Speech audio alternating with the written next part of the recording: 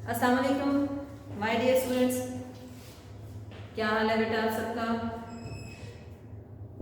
आज हम RT4 का सिलेबस रिवाइज करेंगे। 3 टेस्ट आप दे चुके हैं और लास्ट टेस्ट में आपको प्रॉब्लम आई थी। मैक्सिमम स्टूडेंट्स ने मुझे कॉल करके कहा कि क्वेश्चन नंबर जो आपका आया हुआ है पेपर में वो क्वेश्चन तो हमारे सिलेबस में इंक्लूड नहीं है। तो बेटा एक बात हमेशा ज़हन में रखें कि बोर्ड वालों के पास आपका जब पेपर बनता है तो आपके नोट्स उनके पास नहीं होते हैं, आपकी रीडिंग बुक होती है। बारहा आपको मैंने एक ही बात बताती हूँ, इसको अपने जहन में संभाल लें, रख लें और इसको पढ़ने पे इस्तेमाल भी कर दिया करें कि आपका वो नंबर जो है जो क्वेश्चन जो आपका आया हुआ था पेपर में वो क्वेश्चन आपका नहीं है, वर्क बुक से नहीं आना था, वो आपके क्वेश्चंस रीडिंग बुक में से आने थे और रीडिंग बुक का क्वेश्चन नंबर 3 ही वो वाला था जो आपके पेपर में आया था। ठीक है, अब क्वेश्चन नंबर 4 और 5 का आपका टेस्ट होगा हुकूकुल इबाद के चैप्टर का, और बाकी आपका सूरह अहज़ाब के रुकू है फर्स्ट। आज हम सूरह अहज़ाब के हवाले से थोड़ी सी डिटेल भी पढ़ लेंगे, उसको बहुत ध्यान से सुनना है और फिर आखिर तक सुनना है। सारी आपने इस लेक्चर को पूरा एंड तक सुनना है ध्यान से, ताकि आपकी आधी से ज़्यादा तैयारी उस वक्त हो जाती है जब इसको ध्यान से आप सुनते हैं। ठीक है, फिर आपका अहादीस है 11 और 13, ये आपके RT4 के सिलेबस है। हम रिवाइज करना शुरू करते हैं। सबसे पहले सूरह अहज़ाब। अहज़ाब का मतलब आपको पता ही है, हिज़्ब यानी लश्कर, काफिला, और अहज़ाब चूँकि बहुत सारे काफिले थे इसमें, इसलिए इसको ग़ज़वा अहज़ाब भी कहा जाता है। उस ग़ज़वा को जिसमें बहुत सारे लश्कर मिलकर यहूदियों के मुसलमानों पर हमला करने के लिए आए थे। इसका दूसरा नाम खंदक भी है, ग़ज़वा खंदक। सूरह अहज़ाब में चूँकि ग़ज़वा अहज़ाब के बारे में ज़्यादातर बात की गई है, इसलिए इसका नाम सूरह अहज़ाब वहीं से रखा गया है। ये सूरत मदनी है। ठीक है, इसके पारा 21 और 22 में मौजूद है। इसके 9 रुकू हैं, 73 आयात हैं और कुरान मजीद की ये 33 सूरत है। इस सूरत का नज़ूल, ज़माना नज़ूल जो है वो शवाल 5 हिजरी से ज़ीक़ाद 5 हिजरी का है। इस सूरत का नाम सूरह अहज़ाब जो है आयत नंबर 20 के हिस्से यहसबूनल अहज़ाब अलम यज़हबू से माखूज़ किया गया है। वही बात कि फिर इसका मानी जो है, इसकी जो ये अहज़ाब हिज़्ब की जमा है जिसके मानी लश्कर, फौज या गिरोह के हैं। इस सूरत में इस्लाम और कुफ्र की तीसरी जंग ग़ज़वा अहज़ाब का तफसीली तबसरा है। इसके बारे में थोड़ा सा डिटेल के साथ पढ़ लेते हैं, देख लेते हैं। ये सूरत हज़ूर सल्लल्लाहु अलैहि वसल्लम के मदीना मुनव्वरा हिजरत फरमाने के बाद 4थे और 5वें साल के दरमियान नाज़िल हुई। इसके पस मंज़र में 4 वाक़यात ख़ुसूसी अहमियत रखते हैं जिनका हवाला सूरत में आया है। इन 4 वाक़यात का मुख्तसर तारुफ मैं आप एक एक करके बताती जाऊँगी कौन कौन से हैं, बाकी हम इनकी मुताबिका आयात में साथ साथ डिटेल देखते जाएंगे। मुख्तसर तारुफ मैं बताऊँगी। पहला वाक़या जंग अहज़ाब का है, जिसका नाम इस सूरत के नाम पर रखा गया। बदर वाहिद की नाकामियों के बाद कुरैश के लोगों ने अरब के दूसरे कबाइल को भी हज़ूर सल्लल्लाहु अलैहि वसल्लम के खिलाफ उकसाया और इनका एक मुत्तहिदा महाज बनाकर मदीना मुनव्वरा पर हमला किया।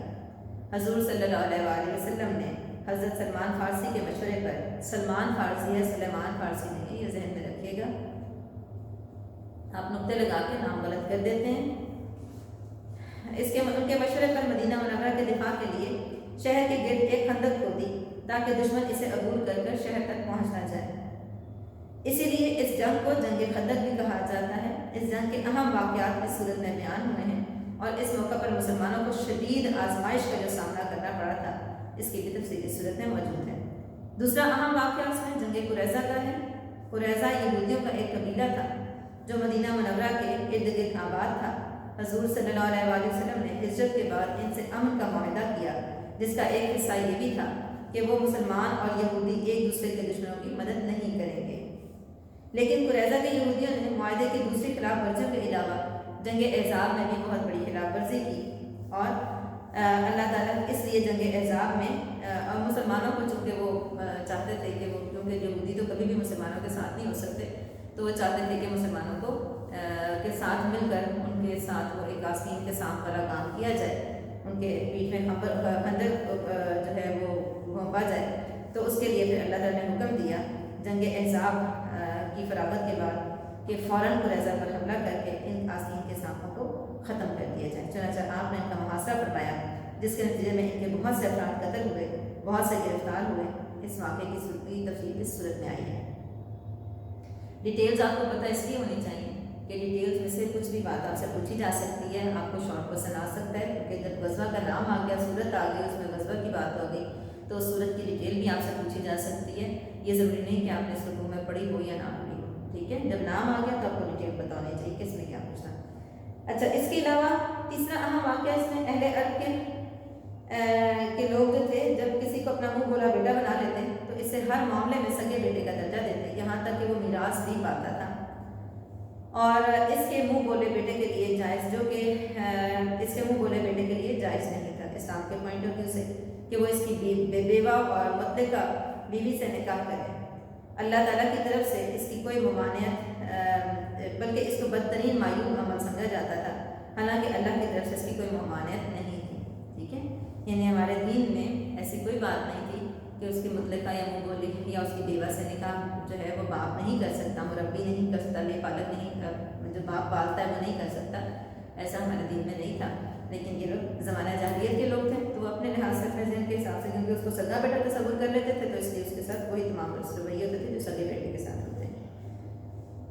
اچھا، عرب کی یہ جہلانہ رسمیں دلوں میں ایسا گھر کر گئی تھی کہ ان کا خاتمہ صرف زبانی نصیحت سے نہیں ہو سکتا تھا، اس لیے حضور صلی اللہ علیہ وآلہ وسلم نے ایسی رسموں کا خاتمہ کرنے کے لیے سب سے پہلے خود علی اعلان ان رسموں کے خلاف عمل فرمایا، تاکہ یہ بات واضح ہو جائے کہ اگر اس کام میں ذرا بھی کوئی خرابی ہوتی تو حضور صلی اللہ علیہ وآلہ وسلم اس کے پاس نہ جاتے۔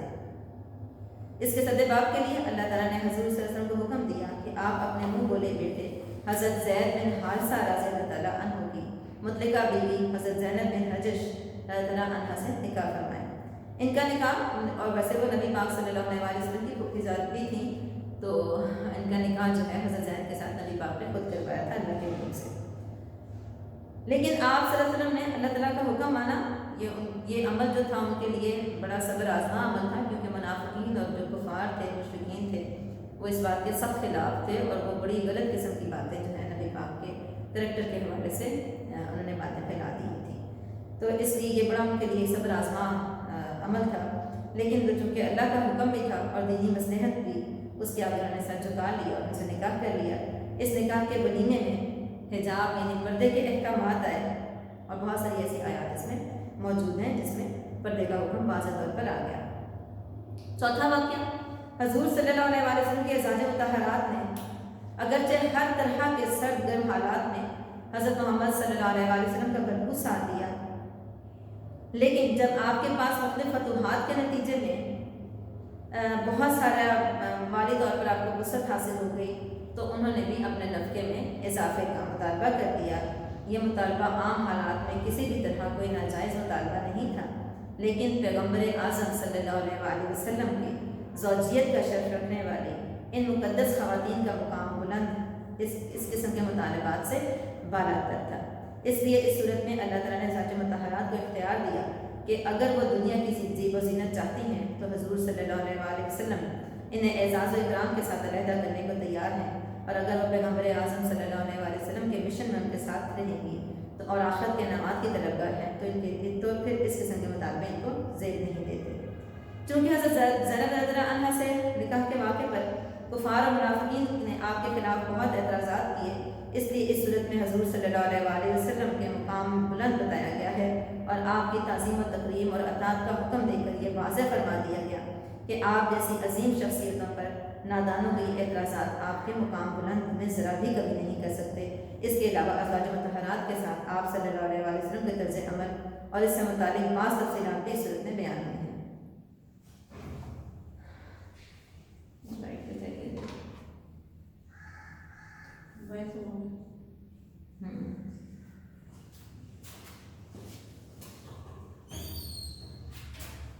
چلی گئی، روک دیا میں نے۔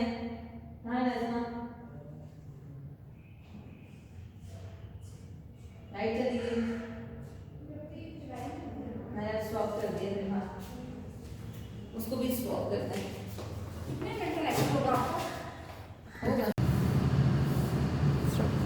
چلیے بسم اللہ الرحمن الرحیم، شروع کرتے ہیں رکوع بیٹا۔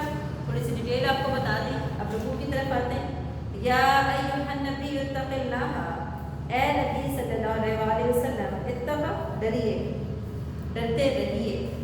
ऑर्डरली बात आ रही है, अलिफ पहले आ गया, इत्तका ऑर्डरली बात होती है, हुक्म दिया गया अल्लाह ताला ने कि डरते रहिए आप अल्लाह से, वला और ना तुतिअ कहना मानिए अल-काफिरीना काफिरों का, वल मुनाफिकीना और मुनाफिकों का। इन्नल्लाह बेशक अल्लाह ताला काना है अलीमन खूब जानने वाला, हकीमन बड़ा दाना बड़ा हिकमत वाला। वत्ताबिउ और आप पैरवी करते रहिए माँ उसकी जो यूहा वही की जाती है इलैका आपकी तरफ, मैं रब्बी का आपके रब की तरफ से। इन्नल्लाह बेशक अल्लाह ताला यकीनन अल्लाह ताला काना है बिमा उसके साथ जो तामलूना तुम अमल करते हो, तुम करते हो, खबीरन अच्छी तरह खबर रखने वाला या बाखबर। बामुहावरा तर्जुमा देखिए, फिर थोड़ी थोड़ी सी डिटेल बताऊंगी, ज़्यादा डिटेल के साथ नहीं बता सकती, टाइम शॉर्ट है। आपने जो हर आयत की तशरीह है उसको बड़े ध्यान से पढ़ लेना साथ, ठीक है।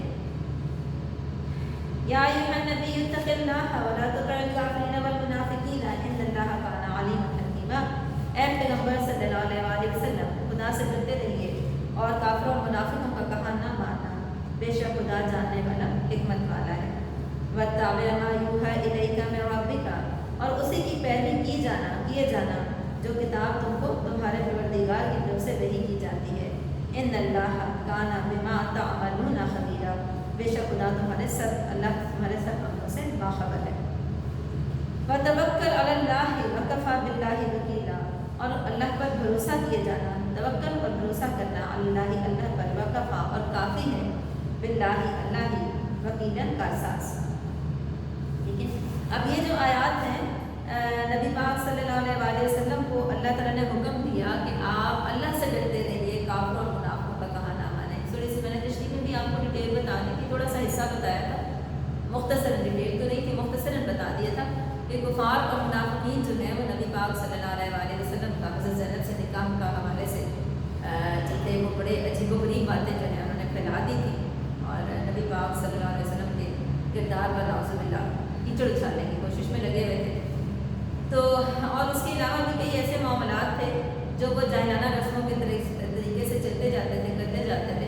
तो नबी पाक सल्लल्लाहु अलैहि वसल्लम के किसी भी हवाले से उनकी किसी भी बात पर अमल नहीं करते थे, तो नबी पाक उनके हवाले से परेशान भी थे। तो अल्लाह ताला ने यहाँ पे हुक्म दिया, स्पेशली हज़रत ज़ैनब के साथ जो उन्होंने उनको स्कैंडलाइज किया, तो उस पर अल्लाह ताला ने उनको नबी पाक जो परेशान थे उसके लिए, तो अल्लाह ताला ने हुक्म दिया कि अल्लाह के नबी आप सिर्फ अल्लाह से डरते रहिए, काफिरों और मुनाफिकों का कहा ना माने, और जो अल्लाह की तरफ से आपको जो अहकामात दिए जाते हैं वही के ज़रिए आप सिर्फ उनकी पैरवी किए जाएँ और अल्लाह पर भरोसा रखें। यानी ये इन शॉर्ट की 5 किस्म के अल्लाह ताला ने अहकामात नबी पाक सल्लल्लाहु अलैहि वसल्लम को दे दिए कि किन बातों की वो पैरवी करें और वो कैसे अपनी ज़िंदगी को आसान बनाएं, जो मुश्किलें उन्होंने डाल दी हैं कुफार के लिए उनको कैसे ठीक करें। अच्छा, फिर आगे है जी मा जाद अल्लाह नहीं बनाया अल्लाह ने लिरजुल आदमी के लिए मिन क़ल्बैनी उसके दिल में उसके दिल 2 दिल फी जौफ़िही उसके धड़ में, ठीक है। यानी खुदा ने अल्लाह ने किसी आदमी के पहलू में 2 दिल नहीं बनाए। वमा जाला और नहीं बनाया अज़वाजकुम तुम्हारी बीवियों को इला की तरफ तो ज़ाहिरूना तुम ज़िहार करते हो, यानी जिनकी तरफ तुम ज़िहार कर बैठते हो, मिनहुन्ना उनको, उम्महातिकुम तुम्हारी माएँ, वमा जाला और नहीं बनाया अदियाअकुम तुम्हारे मुँह बोलों को, अबनाअकुम तुम्हारे हकीकी बेटे, ज़ालिकुम ये तो कौलुकुम तुम्हारी बातें हैं, भी अफ़वाहिकुम तुम्हारे मुँह। वल्लाहु अल्लाह ताला यक़ूलुल हक़ कहता है हक बात ही, वहुवा और वही यहदिस सबील हदायत देता है सीधे रास्ते की, ठीक है। यहाँ पे देखें अल्लाह ने किसी आदमी के पहलों में 2 दिल नहीं बनाए और ना तुम्हारी औरतों को जिनको तुम माँ कह बैठते हो तुम्हारी माँ बनाया, और ना तुम्हारे लेपालकों को तुम्हारे बेटे बनाया। ये सब तुम्हारे मुँह की बातें हैं, खुदा तो सच्ची बात फरमाता है और वही सीधा रास्ता दिखाता है। अब इसमें असल में बात ये थी कि ज़माना जाहिलियत में जैसे बहुत सारे और उनके तौर तरीके थे, उसमें वो नबी पाक सल्लल्लाहु अलैहि वसल्लम को कहते थे कि अच्छा क्या हर्ज है, आप अल्लाह की बात भी मानते जाए और हमारी बात भी मान लें, इस तरह हम भी खुश हो जाएंगे और अल्लाह भी खुश हो जाएगा। तो ये चीज़ अल्लाह ताला ने यहाँ पे वाज़ेह कर दी कि किसी आदमी के पहलू में अल्लाह ने 2 दिल नहीं बनाए कि वो तुम एक दिल से उसे कहो कि अपनी बीवी को, यानी उसमें एक छोटी सी एग्जाम्पल के तौर पर अल्लाह ताला ने पेश किया कि जैसे तुम अपनी बीवी لڑائی کے دوران ماں کہہ دیتے ہو کہ ماں کی مترادف ان کو قرار دے دیتے ہو، پھر اس نکاح کو حرام اپنے پہ کر لیتے ہو اور پھر دوبارہ نکاح کی ضرورت پڑ جاتی ہے، تو یہ چیز حرام ہے، یہ اسلام میں اس چیز کی اجازت نہیں ہے، جس کے لیے اللہ تعالیٰ نے یہاں پہ ایک ٹرمنالوجی استعمال کی جس کو ہم زہار کہتے ہیں، تو وہ بات یہ ہے، تو ظاہر ہونا یعنی تم زہار کرتے ہو، تم ماں کہہ بیٹھتے ہو، تو یہ زہار کے حوالے سے واضح کر دیا کہ یہ اسلام میں اس چیز کی کوئی گنجائش نہیں، ایسی رسم نہیں ہے، تو اس پر کفار جو تھے وہ نبی پاک صلی اللہ علیہ وسلم کو مختلف طریقوں سے تنگ کرتے تھے، جیسے پرانے جتنے بھی انبیاء آئے ان کے قوموں نے ان کو مختلف طریقوں سے تکلیفیں نہیں پہنچائی، اور تکلیفیں پہنچانے کے ان کے طریقے کیا ہوتے تھے کہ وہ مختلف طرح کے سوال کرتے تھے اور بحث کرتے تھے اور ایسی ایسی باتیں کرتے تھے اور چاہتے یہ تھے کہ ان کے پاس شاید اس کا جواب نہ ہو تو ہم ان کو ماننے سے انکار کر دیں، وہ کہ انہوں نے ماننا ہی نہیں تھا اپنے نبی کو۔ اسی طرح سے نبی پاک صلی اللہ علیہ وسلم سے بھی مختلف کفار سوال کرتے تھے اور بہت سارے ایسے سوالات کرتے تھے اور ان کے ذہن یہ ہوتا تھا کہ شاید جو ہے وہ ان کے پاس جواب نہیں ہوگا، تو ہم اب سب کو قوم کو کہہ دیں گے، عرب کے لوگوں کو، کہ یہ تو رسول نہیں ہے، یہ تو نبی نہیں۔ جیسے انہوں نے سوال کیا تھا، فار ایگزامپل ایک سوال تھا جس میں مجھے تھوڑا سا یاد آتا ہے کہ جو میں نے پڑھا تھا کہ بنی اسرائیل جو تھے وہ تو مصر میں تھے، تو وہ یہاں پہ کیسے وہ تو آباد تھے مصر میں تھے، تو وہ یہاں پہ کیسے آ گئے؟ تو اس طرح کی باتیں جو ہیں وہ ڈفرینٹ قسم کی کرتے تھے، تو نبی پاک صلی اللہ علیہ وسلم پہ اسی وقت اللہ کی طرف سے سورہ یوسف نازل ہوئی، اللہ تعالیٰ نے نبی پاک کے تمام واقعات جو ہیں ان کے سامنے بیان کر دیے۔ اسی طرح بارہا سوال کرتے تھے، قرآن پاک میں بہت دفعہ اس بات کا ذکر آیا کہ نبی پاک سے پوچھتے تھے کہ اچھا آپ نبی ہیں تو بتائیے کہ قیامت کی گھڑی کب آئے گی؟ آپ تو کہتے ہیں آپ ایک وقت آئے گا جب سب ختم ہو جائیں گے اور پھر زندہ کیے جائیں گے، تو وہ گھڑی آئے گی کب؟ تو اس کے بارے میں پھر اللہ تعالیٰ نے نبی پاک کو فرمایا کہ یہ تو صرف اللہ ہی بہتر جانتا ہے، اور یہی آیات قرآن پاک میں بارہا اس کا ذکر اسی طریقے سے آیا ہے۔ تو اسی طرح سے وہ کہتے تھے کہ اچھا ایسے کرتے ہیں کہ کچھ بات آپ اللہ کی مان لیں اور کچھ ہماری مان لیں، تاکہ ہم بھی خوش ہو جائیں اور آپ بھی خوش ہو جائیں، ہم بھی آپ کی باتیں مان لیں گے پھر اللہ بھی خوش ہو جائے گا۔ تو یہ چیز جو تھی اللہ تعالیٰ نے واضح فرما دیا، یہ ہمارے لیے بڑی سخت ایک طرح سے تاکید آ گئی کہ دین اسلام ایسا مذہب ہے جس میں کسی اور دین کی گنجائش نہیں ہے، ٹھیک ہے؟ جیسے ہمارا دین اسلام کیا ہے، جو تمام نبیوں پر ہمارا ایمان ہے، ہمارا ایمان مفصل کو اگر آپ پڑھیں تو اس میں ہے ہم تمام فرشتوں تمام نبیوں پر ایمان لاتے ہیں، جبکہ اگر آپ باقی مذاہب اٹھا کر دیکھیں تو وہ کسی ایک نبی کو نعوذ باللہ، جس طرح یہودی جو ہیں وہ حضرت عزیر علیہ السلام کو اور عیسائی جو ہیں عیسیٰ علیہ السلام کو نعوذ باللہ اللہ کا بیٹا کہہ دیتے ہیں، اور پھر اس کے بعد اگر آپ ان سے بات کریں تو بیسیکلی قرآن پاک میں واضح احکامات کے ساتھ یہ بات بتا دی گئی کہ یہ مذاہب آپس میں ان کی لڑائی جھگڑے ہیں، یعنی نصارہ جو ہیں وہ بھی آپس میں بہت لڑتے ہیں، لیکن آپ کے سامنے وہ اتنے مل کے اور اتنے جڑ کے بیٹھے ہوئے ہوتے ہیں، اور احکامات ان کے کیا ہیں کہ وہ بات جب ان سے کی جائے تو کہتے ہیں ہاں نہیں آپ کا دین تو دین برحق ہے، لیکن وہ کبھی بھی آپ کے دین کی طرف نہیں آتے ہیں، ٹھیک ہے؟ تو اس لیے اللہ تعالیٰ نے یہاں واضح کر دیا کہ ایسا نہیں ہو سکتا کہ تم ایک دل سے بیوی کو فار ایگزامپل ماں کہہ دو اور دوسرے دل سے اسے کہو کہ وہ بیوی ہے میری، تو ایسا نہیں ہے، اس لیے اس زہار کی بات کو حرام قرار دے دیا اور اس کا کفارہ بتا دیا، ٹھیک ہے؟ اور کفارہ اس کا کیا ہے، زہار کیا ہے، اس کی ڈیفینیشن کیا ہے کہ زمانہ جاہلیت میں جب کوئی شخص اپنی بیوی سے کہہ دیتا کہ تمہاری پیٹھ میرے لیے میری ماں کی پیٹھ کے برابر ہے اور پھر اس کو اپنے پر حرام کر لیتا، اس رسم کو زہار کہا جاتا ہے، جس دین اسلام نے اس کبھی رسم کو ختم کر دیا، ٹھیک ہے؟ اور اس کا کفارہ کیا ہے، آپ نے سیکوینس میں لکھنا ہے، ایک غلام کو آزاد کرایا جائے، اور اگر غلام نہیں ہے تو پھر 2 مہینے کے مسلسل روزے رکھے جائیں، مسلسل، ایک روزہ چھوٹ گیا تو دوبارہ سے گنتی شروع کرنی پڑے گی، ٹھیک ہے؟ 2 ماہ کے مسلسل روزے رکھے جائیں، اور اگر صحت اجازت نہیں دیتی روزہ رکھنے کی تو پھر 60 مسکینوں کو کھانا کھلایا جائے، تینوں میں ایک جو ہے وہ کام کرنا ہے، پریورٹی بھی جو ہے وہ پہلے کرنا ہے، وہ نہیں ہے اگر ممکن تو دوسرا کریں گے، دوسرا ممکن نہیں ہے تو تیسرا کریں گے، ٹھیک ہے؟ تو یہ زہار کا کفارہ ہے۔ اچھا آگے دیکھیں، وہ دونوں پکارتے ہوئے، اچھا دوسرا اس میں حکم کیا تھا کہ منہ بولے بیٹے جو ہیں تمہارے جو لے پالک ہیں وہ تمہارے منہ بولے بیٹے ہیں، وہ تمہارے حقیقی بیٹے کسی صورت نہیں ہو سکتے، وہ کو تھا، اس کا دیکھ لیتے ہیں آگے بھی. ادعوہم پکارتے ہو ان کو، لآبائہم پکارو ان کو، یعنی آرڈر آ گیا، اللہ کی طرف سے حکم آ گیا، پکارو ان کو لآبائہم ان کے باپوں کے نام سے. ہوا وہی اقسط زیادہ پسندیدہ ہے عند اللہ اللہ کے پاس، زیادہ درست بات ہے، انصاف والی بات ہے اللہ کے پاس. فإن لم تعلموا بس اگر لم نہ تعلموا تم جانتے ہو آباءہم ان کے باپ کو، فإخوانکم تو بس بھائی ہیں تمہارے، فی الدین دین میں، وموالیکم اور ساتھی ہیں تمہارے.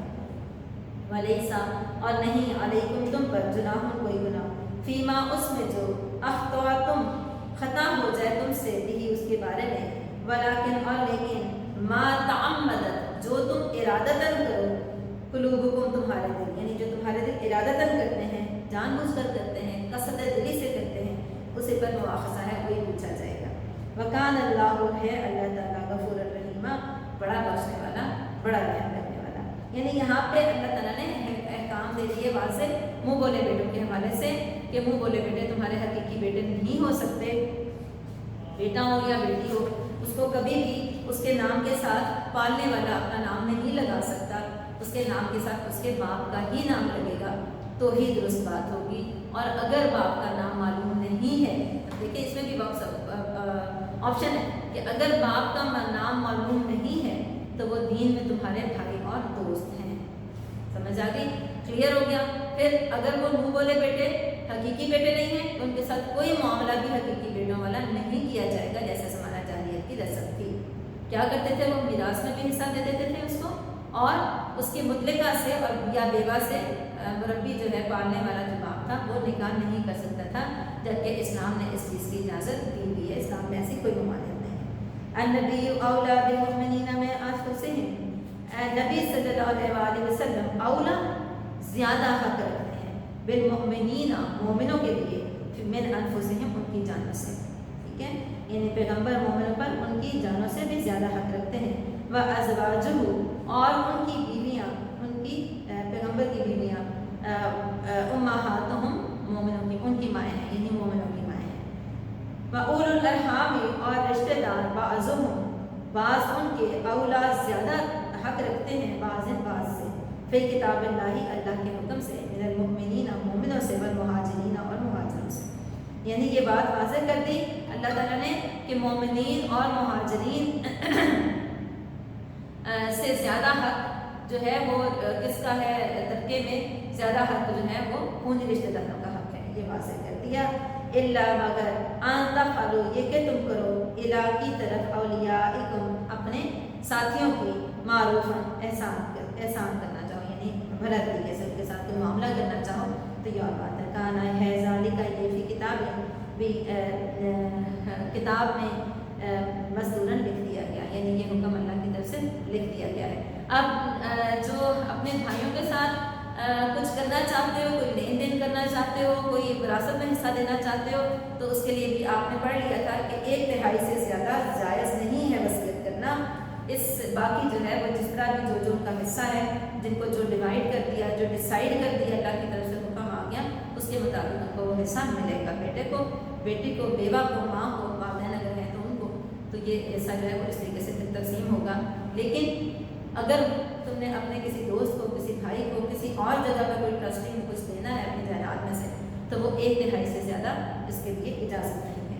وَإِذْ أَخَذْنَا مِن النَّبِيِّينَ اور جب لیا ہم نے نبیوں سے، مِيثَاقَهُمْ عہد، وَمِنْكَ اور آپ سے، وَمِن نوح اور نوح علیہ السلام سے، وَإِبْرَاهِيمَ اور ابراہیم علیہ السلام سے، وَموسیٰ اور موسیٰ علیہ السلام سے، وَعِیسیٰ ابن مریم اور عیسیٰ بیٹے مریم کے، وَأَخَذْنَا اور لیا ہم نے منہم ان سے، مِيثَاقًا عہد غلیظًا پختہ، لِيَسْأَلَ الصَّادِقِينَ تاکہ پوچھا جائے سچوں سے، عن صدقہم ان کی سچائی کے بارے میں، وَعَدَّ اور تیار کیا ہے لِلْکَافِرِینَ کافروں کے لیے عذابًا أَلِیمًا دردناک عذاب. اب آپ یہ دیکھ لیں اللہ تعالیٰ نے نبیوں سے عہد لیا تھا. اب عہد ایک وہ تھا جو عہد الست ہے، جو جب روحیں بنی تھیں آدم علیہ السلام کے سے پہلے اللہ تعالیٰ نے روحیں ساری بنا لی تھی جو قیامت تک آنے والی ہیں سب، اور سب روحیں اللہ تعالیٰ کی کمپنی میں رہتی ہیں. تو اللہ تعالیٰ نے فرمایا ان سے عہد لیا پہلے، جس کو عہد الست کہا جاتا ہے، اور وہ کیا تھا؟ الست بربکم، کیا میں تمہارا رب ہوں؟ تو سب نے ایک ہی آواز میں کہا بلا، جی ہاں۔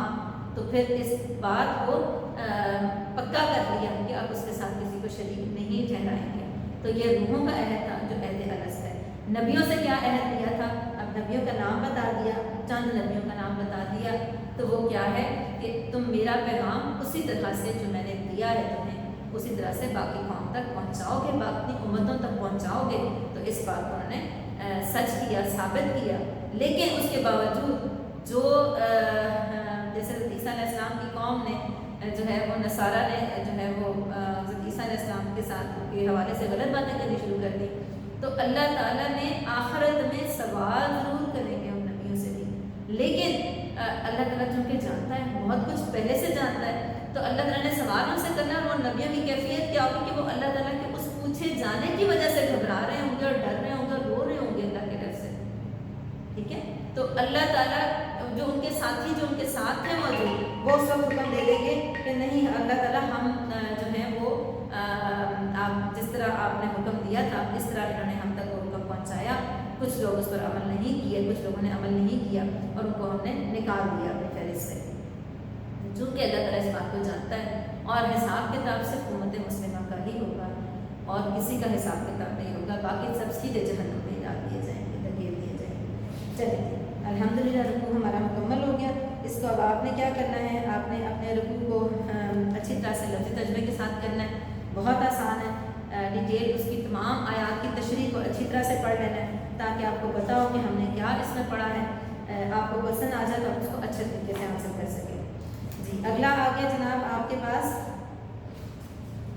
حدیث 11 ہے اور حدیث نمبر 13 ہے، جو آپ کے اسمارٹ سلیبس میں ہیں، ان کو ایک دفعہ ریوائز کر لیتے ہیں۔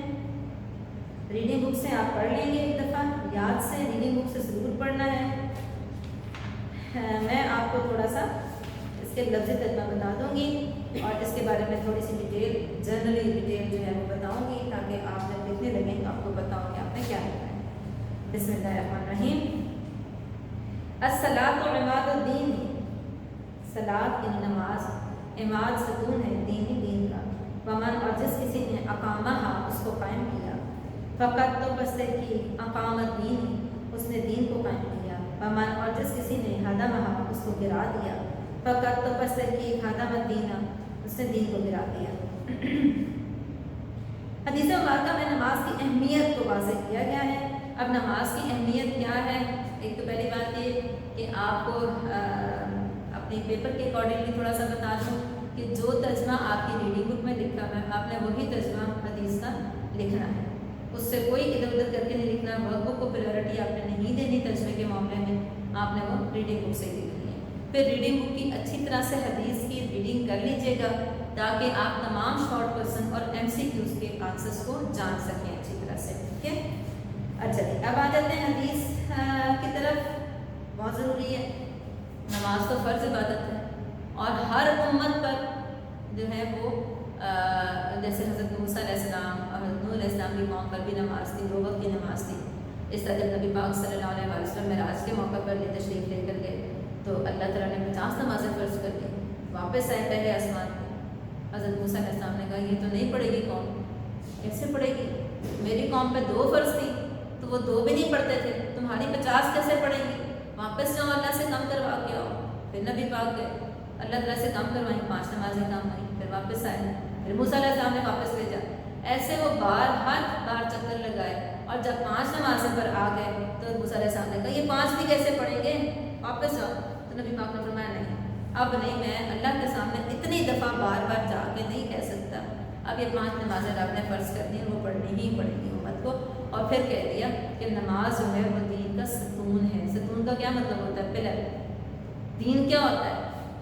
جاننے کا طریقہ، راستہ، ٹھیک ہے، سیدھا راستہ ہے دین اسلام، اس لیے ہم خالی دین نہیں کہتے، دین اسلام کہتے ہیں، ٹھیک ہے، سلامتی کا راستہ۔ تو وہ سلامتی کا راستہ جو ہے وہ جب تک ہمارے پاس پلرز نہیں ہوں گے اس عمارت کے، ستون نہیں ہوں گے اس عمارت کے، وہ عمارت گر جائے گی۔ تو یہ بتا دیا، یعنی ان شارٹ نماز مسلمان اور کافر کے درمیان فرق کرنے والی ایک پہلی چیز آ گئی، ٹھیک ہے، کرنے کے بعد کلمہ ظاہرہ مسلمان کلمہ کو ہو گیا، اور ہمارا اور آپ کا تو کوئی اتنی بڑی کوئی اچیومنٹ ہی نہیں ہے مسلمان ہونے میں، ہم مسلمان گھرانے میں پیدا ہوئے اس لیے ہم مسلمان ہیں، ٹھیک ہے۔ تو ہمارا کام کیا ہے اس کے بعد؟ مسلمان ہو گئے، اس کے بعد نماز کو فرض عبادت کو ادا کرنا اور بڑے اہتمام کے ساتھ ادا کرنا اللہ تعالیٰ کے نزدیک ہی۔ دیکھیں نا، ہم نے جانا تو سب نے ہے، جانا برحق ہے، اس دنیا سے چلے جانا ہے، کس نے کسی طریقے کسی حالت میں، کسی نے کسی حالت میں، اور اسی لیے سارے کا حساب کتاب بڑا مختلف ہوگا، ہر ایک کا ایک مختلف حساب اپنے حساب سے ہوگا، اپنے اعمال کے حساب سے ہوگا۔ تو آپ یہ تھوڑا سا اپنے ذہن میں رکھیں کہ ہم سے پہلے حضرت آدم علیہ السلام سے لے کر اور ابھی تک کتنے ہزاروں سال گزر گئے، یعنی آپ ایسٹیمیشن لگائیں تو کوئی میرے خیال سے 35,000 سال کے 40,000 سال تو گزر چکے، ٹھیک ہے، حضرت آدم علیہ السلام سے لے کے جب دنیا بنی تھی تب سے لے کے اب تک۔ اچھا، کیونکہ حضرت آدم علیہ السلام کی 1000 عمر تھی، نوح علیہ السلام کی 900 سال عمر تھی، تو کرتے جائیں تو آپ کو پتہ چلتا ہے، کیلکولیشنس کے ساتھ دیکھا جائے تو بڑے ہیں اسکالرس ہیں، وہ کہتے ہیں تقریباً 35,000 40,000 سال تو گزر چکے ہیں۔ اچھا، اتنے سال گزر گئے، اس کا مطلب یہ کہ وہ لوگ ابھی تک قبروں میں پڑے ہیں، ٹھیک ہے۔ ہم اپنے بہت قریب دیکھیں تو ہم بہت قریبی اپنے رشتہ جن کو اپنے سامنے جاتے تھے دیکھتے ہیں، وہ بھی قبر میں جا رہے ہیں، تو وہ لمبی کتنی لمبی زندگی ہے، وہ تب سے لے کر حضرت آدم علیہ السلام سے لے کر ابھی تک وہ لوگ قبروں میں پڑے ہیں، تو یہ زندگی کتنی لمبی ہے۔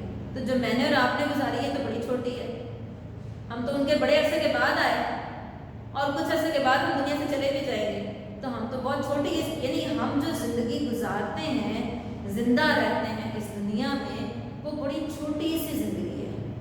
اس چھوٹی سی زندگی کے اعمال کا حساب کتاب ہم نے اتنا لمبا دیر رہ کے قبر میں دینا ہے، وہاں پہ دینا ہے، پھر اس کے بعد حشر کے میدان پہ دینا ہے۔ تو یہ اتنا لمبا حساب کتاب آسان کیسے ہوگا؟ اس چھوٹی سی زندگی کو اللہ اور اس کے رسول کے احکامات کے مطابق گزارنا، لوگوں کی پرواہ نہیں کرتے۔ لوگ تو باتیں کرتے ہیں، لوگ کون ہیں؟ ہم آپ بھی تو لوگ ہی ہیں، ہم بھی دوسروں کو بات کرتے ہیں، کسی دوسرے کو ہم پردے میں دیکھ لیں تو ہم بات کرتے ہیں یہ بیکورڈ ہے، کسی دوسرے کو ہم فیشن کے مطابق کپڑے پہننے میں نہ دیکھیں تو ہم فوراً بات کرتے ہیں سوری کہ یہ تو اس کا تو ویژن ہی براڈ نہیں ہے، کتنی نیرو مائنڈ ہے، اس کو پتہ ہی نہیں کہ فیشن کیا ہے آج کل۔ کسی فنکشن میں چلے جائیں، وہاں پہ اگر ہم ناچ گانے میں شامل نہیں ہوتے تو ہم بیکورڈ ہو جاتے ہیں، ہم دوسرے کو فٹافٹ کہتے ہیں کتنا بیکورڈ ہے، کتنے نیرو مائنڈڈ ہیں اس کے پیرنٹس، اجازت نہیں دیتے۔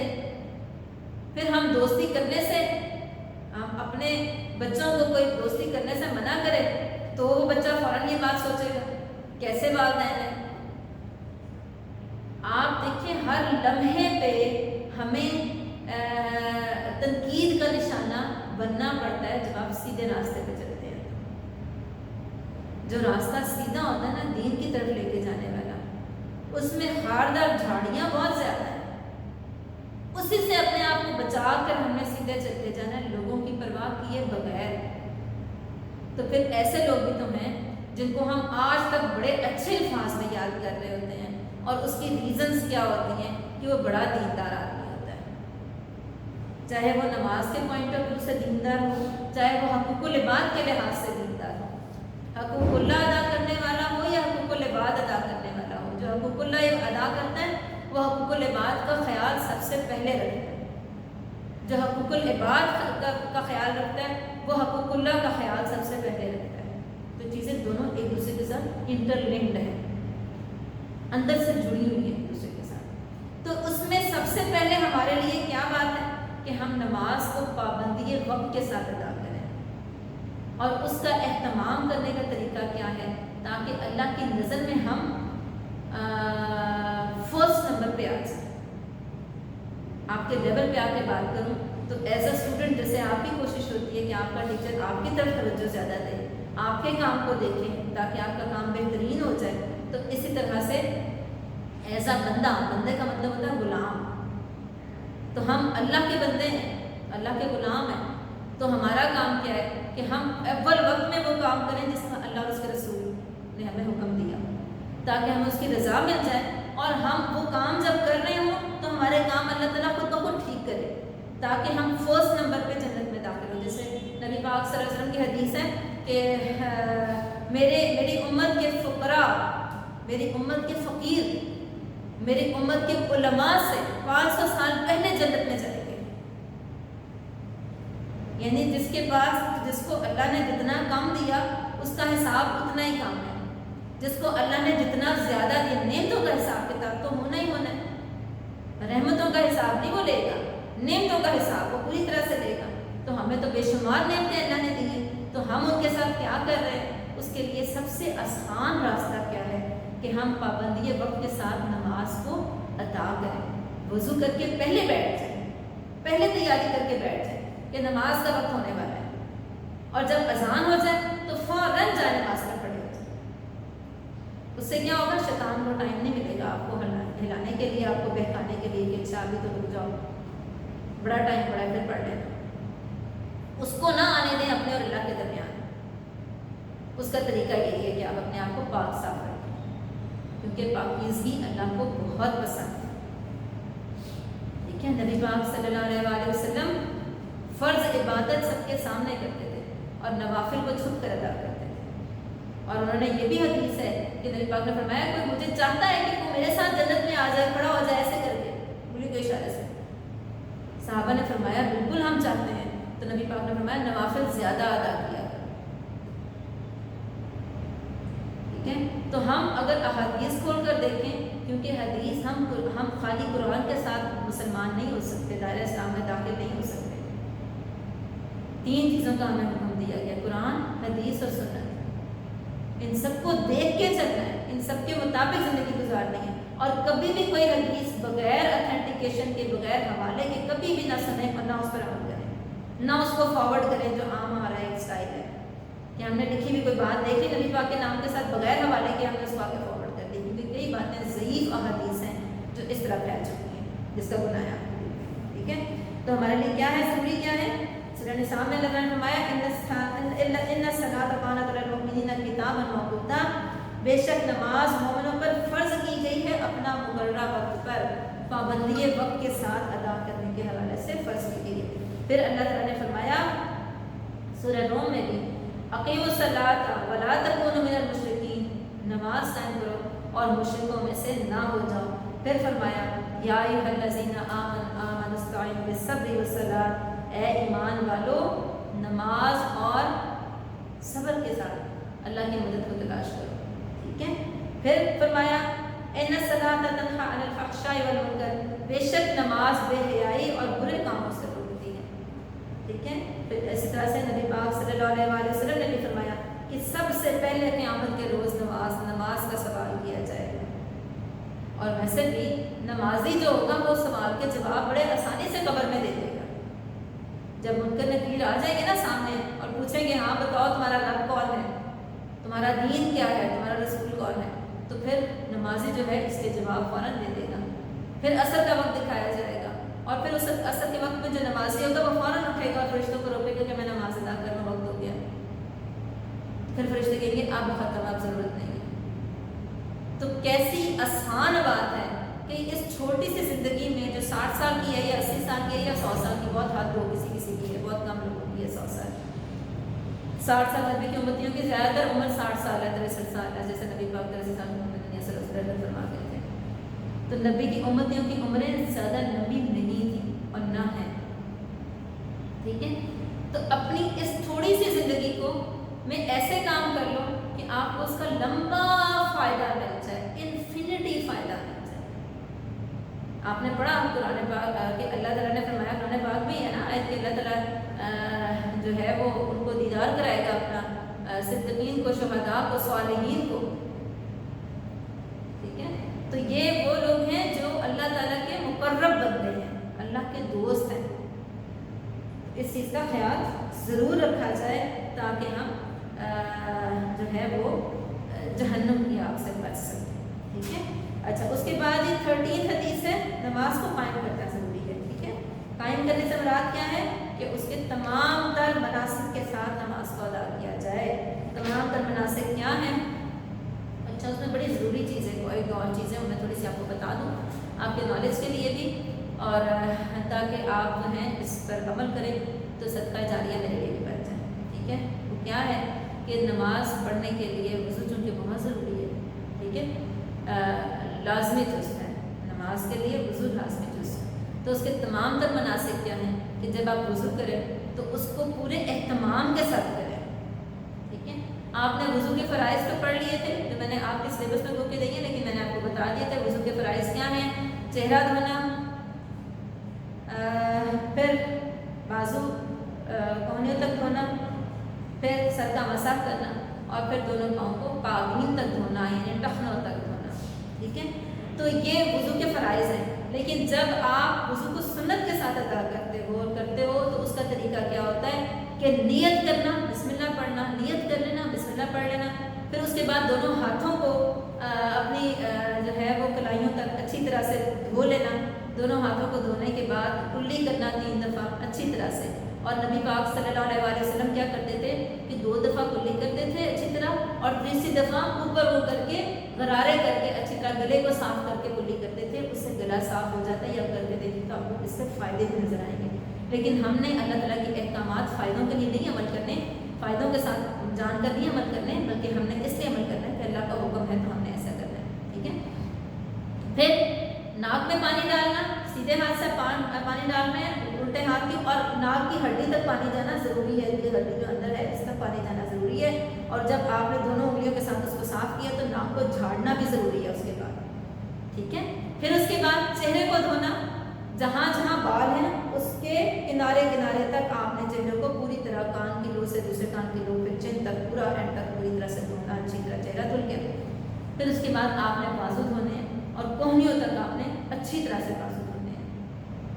پھر آپ نے سر کا مسح کرنا ہے. اچھا اس میں بھی مسائل ہے. جب آپ سر کا مسح کرتے ہیں تو سم ٹائمز ایسا ہوتا ہے کہ کچھ لوگوں نے جیسے پگڑی پہنی ہوئی ہوتی ہے مردوں نے، اور عورتوں نے اچھی طرح سے لپیٹا ہوتا ہے، اتنی پنز ہوتی ہے کہ کچھ اتارنا مشکل ہو جاتا ہے، تو اس کے اوپر سے مسح کرنا جائز ہے یا جائز نہیں ہے. ٹھیک ہے، یہ احادیث کھول کے دیکھو گے تو آپ کو گائیڈ لائن اس سے مل جائے گی. پھر کئی ایسے ڈفرینٹ ہیں مسلک کے لوگ ڈفرینٹ بات کر رہے ہوتے ہیں. کچھ کہتے ہیں کہ پورے سر کا مسح جو ہے وہ ضرور ہونا چاہیے، کچھ کہتے ہیں کہ اگلے حصے تک بھی پانی چلا جائے تو ٹھیک ہے. تو یہ دونوں طرح سے ٹھیک ہے. ٹھیک ہے، اچھا پھر اس کے بعد آپ نے سر کا مسح کرنا ہے. اب ایک چیز یہ ذہن میں رکھیے گا، گردن کا مسح نہ تو سنت میں ہے اور نہ قرآن میں اس کے لیے کوئی بات کی گئی ہے. ٹھیک ہے، تو یہ اضافی چیز ہم نے اپنی طرف سے بنا دی ہے. اللہ تعالیٰ رحم کرے ہم پہ، ہم وہ ایسے کام نہ کریں جو کہ ہمارے دین سے ایکسٹینڈ کر گئے ہوں. اس کو بدعت کہتے ہیں، اور بدعت کرنے والا کبھی بھی جنت میں داخل نہیں ہوگا. ٹھیک ہے، کان کو صاف کر کے سر کا مسح کر لیا. اس بعد اپنے پاؤں آپ نے دھونے ہیں، اور پاؤں آپ نے اچھی طرح سے ٹخنوں تک دھونے ہیں. جب آپ ٹخنوں تک پاؤں دھوئیں گے تو اس میں آپ نے ہر انگلی کے اندر حلال کرنا ہے. چھوٹی انگلی سے لے کر انگوٹھے تک درمیان میں پانی سب کے گزرے اچھی طرح سے. پھر دوسرے پاؤں کو اسی طریقے سے آپ نے دھو لینا ہے. اور جب دھو لیں گے تو اگر ان کے جیسے سردیاں ہیں آپ نے ساکس پہننے، ٹھیک ہے، تو اس کے بعد ساکس پر آپ اگلی نماز پر فار ایگزامپل آپ نے فجر کے ٹائم وضو کیا، اس بعد آپ نے جرابیں پہن لی، اور جراب وہ ہو جس میں سوراخ نہ ہو. ٹھیک ہے، یعنی پھٹی بھی نہ ہو، تو وہ جراب پہن لی. اس کے بعد آپ ظہر کی نماز سے آپ نے مسح کرنا شروع کیا جرابوں کے اوپر ہی. تو آپ کو مسح، آپ نے جراب اتارنی نہیں ہے. اگر اتار لی تو پھر دوبارہ پاؤں دھوئیں گے. اگر جراب نہیں اتاری تو آپ اسی طرح اس کے اوپر مسح کرتے رہیں گے. 1 دن کا ٹائم آپ کے پاس ہوتا ہے مقیم کے لیے. جو گھر میں ہے جس کے لیے کوئی اور مشکل نہیں ہے، لیکن جو مسافر ہے اس کے لیے 3 دن اور 3 راتوں کا ٹائم ہوتا ہے، وہ مسح کر سکتا ہے جرابوں کے اوپر سے. ٹھیک ہے، یہ آسانی ہے دین میں، اور آسانیاں اللہ تعالیٰ پسند کرتا ہے اس کو اویل کر لینا. ٹھیک ہے، پھر آپ نے نماز ادا کی. ٹھیک ہے، اسی طرح سے اور اس میں تھا مسئلہ یہ کہ آپ نے بیٹیوں کے لیے خاص طور پہ کچھ اور چیزیں تھیں اس طرح کی کہ جس کے لیے جس کا ذکر کرنا جو ہے میں ضروری سمجھوں گی کہ یہ بات پتہ ہونی چاہیے. اسلام کے شرعی احکامات میں کوئی شرم نہیں ہے، ان کے احکامات کا پتہ ہونا بہت ضروری ہے سب کے لیے. ٹھیک ہے، بیٹا ہو یا بیٹی ہو دونوں کے لیے ضروری ہے. اچھا پھر اس میں آپ کے لیے یہ ہے کہ وضو میں اللہ تعالیٰ نے حکم دے دیا تیمم کا. تیمم کے لیے جو قرآن میں لفظ ہے وہ لفظ ہے مٹی کے اوپر والے زمین کے اوپر والے حصے کا کو ایک دفعہ کر کے، اور تیمم میں پہلے چہرے کو پہ ہاتھوں کو اچھی طرح مٹی سے اس حصے پہ پھیر کے، اس کے بعد ہاتھ کو جھاڑ کے، اس کے بعد پہلے چہرے کو ملا جاتا ہے، اس کے بعد ہاتھوں کو ملا جاتا ہے، آپ کا وضو تیمم ہو جاتا ہے۔ اس میں کوئی بازو نہیں ہے، کوئی مسا نہیں ہے، اور کچھ بھی نہیں ہے، تیمم دو چیزوں سے ہو جاتا ہے، ٹھیک ہے۔ پھر اس میں یہ بھی اللہ تعالیٰ نے آسانی دے دی کہ اگر پانی میسر نہیں ہے تو اور ایسی جگہ پر ہو کہ سمجھ نہیں آ رہی، جیسے مریض ہے وہ نیچے نہیں اتر سکتا، تو اس کے لیے آسانی ہے کہ وہ بستر کی چادر یا بستر کے اوپر جس پہ بیٹھا ہوا ہے اس کے اوپر بھی ہاتھ پھیر کے اور اس سے بھی اپنے آپ کو ایک دفعہ چہرے کو، اور یہ اللہ تعالیٰ نے آسانی دی تاکہ انسان کو دلی طور پہ تنگی نہ محسوس ہو کہ میں تو پاک ہی نہیں تو میں کیسے کروں، نماز کیسے ادا کروں۔ تو نماز کی معافی نہیں ہے، اس کے لیے تیمم تک کا کہہ دیا کہ تیمم کر لو اور اس سے جو ہے وہ آپ پاک صاف ہو جاتے ہیں اور پھر آپ نماز ادا کر سکتے ہیں۔ اس میں دو حالتیں ہیں، ناپاکی کی حالت جبکہ یعنی تیمم کی اجازت وہاں تک بھی اللہ تعالیٰ نے دی کہ جب آپ ناپاکی کی حالت میں ہو، جیسے آپ اپنے مخصوص ایام سے فارغ ہوتے ہو اور پھر آپ کو پانی میسر نہیں ہے اور آپ ڈیلے کر دو نماز کو، تو اس چیز کی اجازت نہیں ہے، بلکہ حکم یہ ہے کہ اگر پانی میسر نہیں تو آپ پھر دوبارہ تیمم ہی کر کے نماز ادا کریں۔ اس کے بعد پانی میسر ہو تو وہ نماز جو ادا کی آپ نے تیمم کی حالت میں وہ نہیں ادا کرنی، اگلی نماز کے لیے آپ غسل کریں اور پھر نماز ادا کر لیں، اور یہی اجازت حالت جنابت کے لیے بھی ہے، ٹھیک ہے۔ پھر اس کے بعد ایک حکم یہ آ گیا کہ اگر حالت حیض کی جو آپ کا ٹائم پیریڈ ہوتا ہے اس سے زیادہ، جیسے بہت زیادہ لوگوں کو بیماری کی حد تک جو ہے یہ پرابلم رہتی ہے، پورا پورا مہینہ رہتی ہے، سالوں پہ وہی چلی جاتی ہے، تو اس کے لیے حکم یہ دیا کہ وہ جو مخصوص ایام ہے وہ ناپاکی کے حالت کے ہیں، اس کے بعد آپ وضو کر کے نماز پڑھیں گے، نماز کے چھوڑنے کی اجازت نہیں ہے، وہ بیماری کی حالت ہے اس لیے آپ نے وضو کر کے نماز پڑھنی ہے، ٹھیک ہے۔ اچھا، پھر اس کے بعد آ گیا حکم ایک اور تھا اس میں اور اس میں اس کے علاوہ کیا ایک خاص حکم میں نے آپ کو بتانا تھا۔ بہرحال یہ وقت کے ساتھ میں آپ کو کچھ احکامات جو میں نے دوبارہ سے ایک دفعہ رینیو کیے، تو میرے کہتے ہیں دین اسلام کو آپ نے چھوڑنا نہیں ہوتا، اس محفل میں بار بار بیٹھیں جہاں پہ ذکر ہو رہا ہو، جہاں پہ علم کی بات آپ کو مل رہی ہو دین کے پوائنٹ آف ویو سے، تو اس میں ضرور بیٹھنا چاہیے، اس طرح آپ کا ایمان تازہ ہوتا رہتا ہے اور ہم ایک نئے طریقے سے دوبارہ سے دین کی طرف آ جاتے ہیں، ٹھیک ہے۔ اچھا جی، پھر آ گیا جناب اگلی حدیث آ گئی، اگلی حدیث ہے آپ کی من تخطى رقاب الناس یوم الجمعۃ اتخذ جسرا الى جہنم، من جس کسی نے تخطى پھیلانگا، ٹھیک ہے، رقاب گردنوں کو الناس لوگوں کی، یوم الجمعۃ جمعہ کے دن، اتخذ تو اس نے بنا لیا، جسرا ایک پل، الى جہنم جہنم کی طرف، یعنی جو شخص جمعہ کے دن لوگوں کی گردنوں پر سے پھیلان کر گیا وہ ایسے جہنم کی طرف پل بنا لیا۔ اس میں آداب جو ہے نماز جمعہ کے بھی آگے، اور آپ نے پہلے خطبہ کے بھی آداب پڑھ لیے تھے، تو اس حوالے سے آپ حدیث آپ کی چاہے بیٹا اسمارٹ سلیبس ہے لیکن آپ نے ریڈنگ بک سے ایک دفعہ احکامات ضرور پڑھ لینے ہیں، جو احادیث ہیں وہ ضرور پڑھ لینی ہے تاکہ آپ ایک اچھے اور اللہ کی نظر میں پسندیدہ مسلمان بن جاؤ، ٹھیک ہے۔ اس میں آیت ہے یا ایھا الذین آمنوا اذا نودی للصلاۃ من یوم الجمعۃ فاسعوا الی ذکر اللہ وذروا البیع ذلکم خیر لکم ان کنتم تعلمون، اے ایمان والو جب جمعہ کے دن نماز کے لیے بلایا جائے تو اللہ کے ذکر کی طرف دوڑ کر جاؤ اور خرید و فروخت کر دو، یہ تمہارے لیے بہتر ہے اگر تم جانتے ہو۔ ویسے بھی قرآن پاک میں یہ حکم ہے، جس نے حدیث ہے کہ جس نے 3 جمعے چھوڑ دیے اللہ تعالیٰ اس کے دل پر مہر لگا دیتا ہے۔ مہر لگانے کا مطلب یہ نہیں کہ کوئی اسپیشلی کوئی اسٹیمپ ہوتی ہے وہ لگ جاتی ہے، اس کا مطلب یہ ہے کہ پھر اس کو احساس بھی نہیں رہتا کہ وہ دین کے کام کی طرف نہیں جا رہا، وہ نماز کی طرف نہیں جا رہا۔ ایک صحابہ نے پوچھا اچھا نبی پاک بتائیے نماز قبول ہونے کا کیسے پتہ چلے کہ نماز قبول ہوگی؟ تو فرمایا کہ ایک نماز تم ادا کرتے ہو اور پھر دوسری نماز کے لیے کا وقت ہو تو تم اس کی تیاری پکڑ لو اور تم اس کے لیے کھڑے ہو جاؤ، تو اس کا مطلب ہے کہ اللہ تعالیٰ تمہاری نمازیں قبول فرما رہا ہے، تو اس چیز کا خیال رکھنا ضروری ہے۔ اس طرح جمعے کی نماز کا تو بہت ہمارے جمعہ جو ہے ہمارے دین اسلام میں سید الایام اس کو کہا گیا ہے، کیونکہ یہ وہ دن ہے جس دن جو ہے وہ اللہ تعالیٰ نے آخری وحی کسی دن آئی تھی، پہلی وحی کسی دن آئی تھی، قرآن پاک کا نزول کسی دن ہوا تھا، قیامت کسی دن آئے گی، دنیا کسی دن بنی تھی۔ تو یہ دن ہمارے لیے بہت بڑا دن ہے، عبادات کے کا ایک چاہیں تو اس دن میں اکٹھا کریں اور اپنے آپ کو اپنے دین کی طرف جو ہے وہ چل پڑیں اور اپنے آپ کو رینیو کرتے جائیں،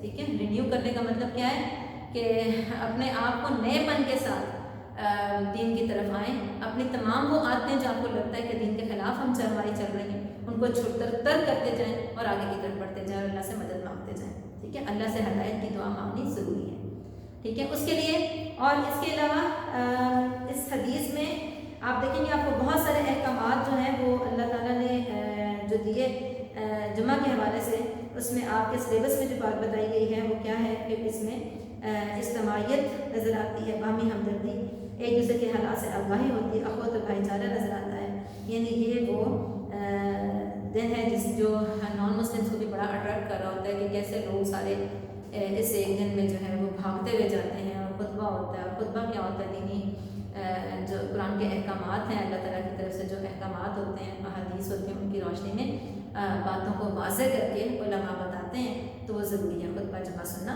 ضروری ہے جمعہ کی نماز کے ساتھ۔ حدیث ہو گئی آپ کی مکمل۔ آگے آپ کے جو لانگ کوسچنز ہیں، لاسٹ 2 جو لانگ کوسچنز ہیں وہ آپ کے سلیبس میں شامل ہیں۔ اس دفعہ ریڈنگ بک میں سے پھر میں بتاؤں گی، ریڈنگ بک میں سے لاسٹ 2 کوسچنز آپ کے سلیبس میں شامل ہیں۔ باقی چیزوں کا آپ کو پتہ ہونا چاہیے، ضروری ہے آپ کے لیے ایک بہترین مسلمان بیٹا اور بیٹی بننے کے لیے، ایک بہترین مسلمان مومن مسلمان بننے کے لیے، اللہ کی نظر میں پسندیدہ بننے کے لیے آپ احکامات کو جانیں گے تو اس پر عمل کریں گے، جانیں گے نہیں تو عمل کیسے ہوگا، ٹھیک ہے۔ تو بہت ضروری ہے۔ اس طرح آپ کا سلیبس ہو گیا اینڈ جو آپ کا 4th تھا سلیبس تھا 4th RT4 کا، وہ آپ کا میں نے کمپلیٹ کر دیا بیٹا۔ اللہ تعالیٰ آپ کو آسانیاں دے، آپ کو صحت دے، آپ کو عقل عطا فرمائے، آپ کو حکمت عطا فرمائے اور آپ اس قابل ہو جائیں کہ آپ اپنے والدین کے لیے اور اپنے اساتذہ کے لیے صدقہ جاریہ بن سکیں، ایک بہترین مسلمان بن سکیں، اگلی زندگی اللہ تعالیٰ کی آسان بنائے اور ہم سب کو اللہ تعالیٰ اس قابل بنائے کہ ہم بہترین مسلمان بن سکیں اور جو مقصد حیات ہے ہمارا اس کو ہم پورا کر سکیں، ٹھیک ہے۔ جزاک اللہ، اللہ حافظ۔